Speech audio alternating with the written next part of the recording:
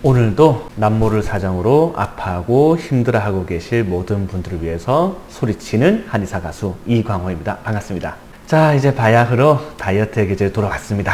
이제 추운 겨울이 다 지나가고 이제 슬슬 이제 장롱 속에 있던 예쁜 옷들을 꺼내기 시작합니다. 이제 매년 이맘때 되면 다들 다이어트 시작하시죠. 이제 한동안 방심했던 그런 마음들을 다시 잡고 올 여름에는 반드시 꼭 입고 싶었던 예쁜 옷들을 마음껏 입으리라 다짐하면서 다이어트를 시작하곤 합니다. 하지만 이 다이어트라는 거는 늘 쉽지 않고 반드시 이번에 성공하리라 다짐했던 내 의지는 며칠을 못 가서 금방 사그라들고 늘 실패만 하는 다이어트에 낙담을 하곤 하죠. 약의 도움을 받을까도 이렇게 고민하다가도 요요가 오진 않을까, 혹은 이제 몸에 부작용이 심하진 않을까, 뭐 이런 고민도 되고, 그렇다고 이제 식이 조절만으로 살을 다 빼려니까 내가 나를 못 믿겠고, 운동을 끊고 이렇게 열심히 해보려고 해도 체력과 시간이 충분하지는 않아서 뭐든 좀 쉽지가 않아요. 오늘은 그래서 특별히 이 다이어트를 어떻게 하면 효율적으로 할 수 있을지, 또 요요와 다이어트 부작용에 대해서 좀 더 알기 쉽게 정리해보고 운동, 식단 조절 등을 어떻게 들어가면 효율적일지 간단히 얘기해 보도록 하겠습니다. 우선 이 다이어트를 생각할 때 가장 골치 아팠던 부분부터 얘기해 볼까 하는데, 분명히 나는 평소보다 먹는 양을 줄였어요. 그리고 밥을 먹는 횟수도 양도 다 줄였고 최대한 음식을 다 줄여가고 있는데, 그래서 하루 종일 음식을 거의 먹지 않았음에도 불구하고 몸무게는 줄기는커녕 오히려 미세하게 올라가기도 하는가 하면, 어떤 날은 희한하게 또 일탈을 해서 막 폭식을 했는데도 다음날 몸무게가 예상과는 다르게 오히려 빠져있는 현상도 흔히 보셨을 거거든요. 다이어트를 하면 아무래도 노력한 만큼 수치가 결과로 나오길 바라는 마음이 간절해지기 마련인데, 그래서 매일매일 들뜬 마음으로 체중계의 수치를 체크하지만 더 중요하게 봐야 되는 건 이 다이어트를 하면서 나오는 경향성이지, 하루하루 몇 그램 차이로 빠졌냐 붙었냐를 체크하시게 되면 오히려 역효과가 날 확률이 큽니다. 우리 몸은 절대로 그날 먹는 만큼 흡수되고 빠지고 하는 시스템이 절대로 아니거든요. 매일매일 달라지는 환경 변화에 늘 어느 정도 일정한 건강 상태를 유지하기 위해서 내 몸의 평균적인 상태를 몸속에 저장을 해두고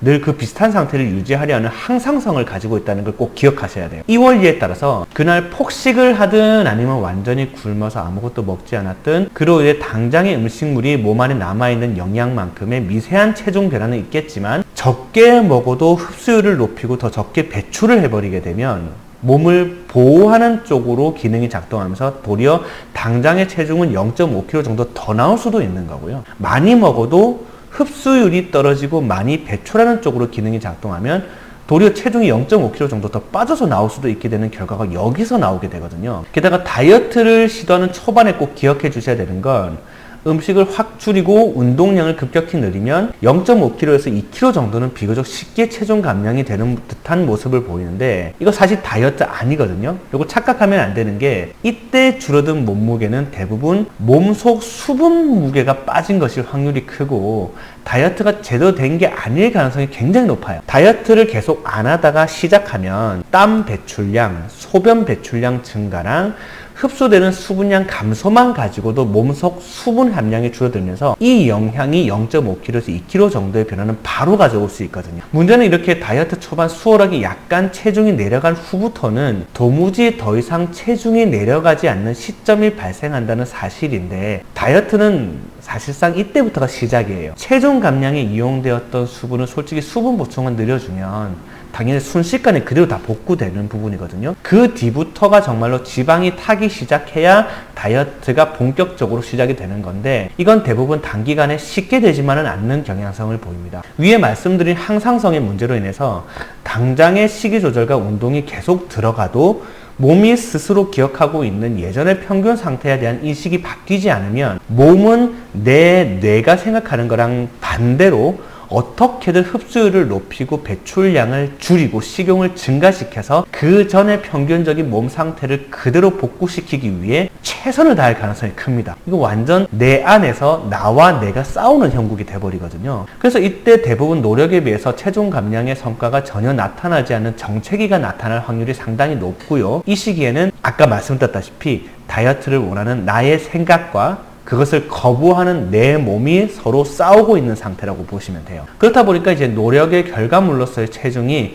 그날의 내 행동이랑은 조금 다르게 나타나는 부분이 당연히 정상적인 반응에 가깝고요. 초반 수분이 빠진 후에 정체기가 들어서고 나서는 체중이 어느 정도 긴 시간 동안 다시 올라가지 않고 미세하게 왔다 갔다를 반복하면서 유지가 되고 있다면 나름 성공적인 상태라고 보시고 그 상태를 조금 받아들이실 필요가 있어요. 정체기가 어느 정도 유지되는지는 사람마다 며칠에서 몇 주까지 차이가 많이 나긴 하지만 우선 당연히 이런 현상이 올 거라고 미리 인지를 하고 있는 상태에서 어느 정도 버티기만 하면 몸이 현 상황을 인식하기 시작하는 만큼 다시 체중이 조금씩 빠지기 시작하는 단계로 넘어갑니다. 이때부터는 하시는 만큼 체중 감량의 결과물이 어느 정도 나오기 때문에 약간 할만해지는 상태가 나와요. 그렇게 해서 살이 조금씩 빠져갑니다. 문제는 한두 달 정도 혹은 두세 달 정도의 다이어트 이후에 다시 한번 정체기가 올 확률이 높다는 거예요. 이걸 좀 설명드리면 보통 체중이 다소 급격하게 붓기 전 체중과 비슷하거나 혹은 조금 높은 수치 혹은 예전 체중이 한참 덜 나갈 때의 체중에 비해서는 다소 높은 수치 정도에서 계속해서 빠지던 체중의 하향을 멈추고 정체기가 잘 오게 될 확률이 높은데 이때 어떻게 대처하느냐에 따라서 그 유명한 요요가 결정된다고 보시면 됩니다. 이 정체기는 처음에 경험했던 정체기에 비해서 훨씬 더 길고 혹독한 시간이 될 가능성이 높아요. 하지만 이 시기를 극복을 한 다음에는 요요가 올 확률이 상당히 낮아지고 반면에 이 시기에서 만약에 이 상황을 못 버티고 멈추고 다이어트를 중단했을 시에는 상당히 높은 확률로 요요가 찾아온다고 봐도 무방해요. 좀 더 구체적으로 넘어갈게요. 다이어트의 기본은 뭐니 해도 내가 활동하여서 소모시키는 칼로리랑 섭취해서 흡수되는 칼로리 어느 쪽 비중이 높느냐 이거는 그냥 다이어트의 기본이에요. 여기서 더 나가서 우리가 보통 이제 섭취하는 음식물의 성분이 이제 단백질, 지방, 탄수화물, 식이섬유, 수분 이렇게 쭉쭉쭉쭉 나열되는데 그 중에서 가장 중요한 게 탄수화물이거든요. 이 탄수화물은 우리 몸의 주 에너지원이기 때문에 탄수화물이 몸 안에 조금이라도 남아있으면 가장 우선적으로 탄수화물만 소모되고요. 그래서 이 탄수화물이 남아있게 되면 몸 안의 지방은 절대로 빠질 수가 없어요. 결국은 우리가 빠지기 원하는 건 지방인데 이 지방이 빠지기 위해서는 매일 탄수화물 섭취량보다 활동으로 인한 탄수화물 소모량을 높게 계속 유지해 주는 게 가장 중요하다는 거거든요. 그래서 다이어트 초중반까지는 매일매일 줄어든 음식 섭취량과 늘어난 운동량으로 인해서 조금씩 몸속 지방이 분해되면서 체중이 빠지긴 하지만은 이 시기에는 순전히 하루하루 그때그때 노력한 만큼 많이 적용돼서 다이어트가 진행되게 돼요. 칼로리 소모에 적용되는 개념에는 기초대사량, 활동대사량 이 두 가지 개념이 존재하는데 활동대사량이라는 것은 운동 등의 활동을 할 때 실제로 그 활동량을 원활하게 유지하기 위해서 그때 칼로리를 소모해서 에너지를 만들어내는 것을 말하고요. 기초대사량이라는 것은 습관에 의해서 결정되는데 매일매일 활동하는 평균 활동량을 계산해서 그 습관만큼 특별한 활동이 당장에 없어도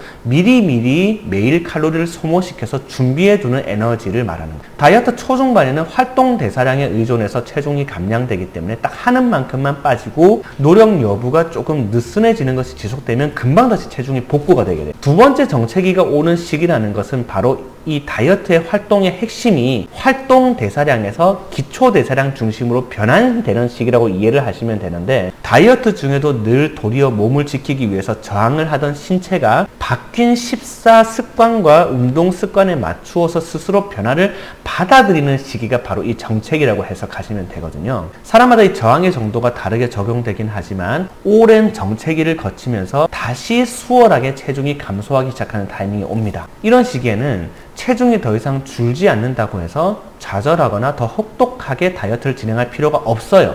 오히려 정체기의 몸무게를 유지하기만 하면 성공이라는 생각으로 이 시기만 벗어나자는 마음으로 버티기 싸움 위주로 해주시는 것이 현실적으로 훨씬 나아요. 어떻게든 이 상태를 벗어나고 나기만 하면 그 뒤에는 기초대사량 자체가 높아져서 기존 다이어트를 본격적으로 하던 때처럼 무리하게 다이어트를 진행하지 않아도 상당히 원활하게 체중 유지가 가능해지며 또 어느 정도 일탈이나 게으름으로 인해서 쉽사리 체중이 돌아오거나 요요가 오거나 하지 않을 수 있거든요.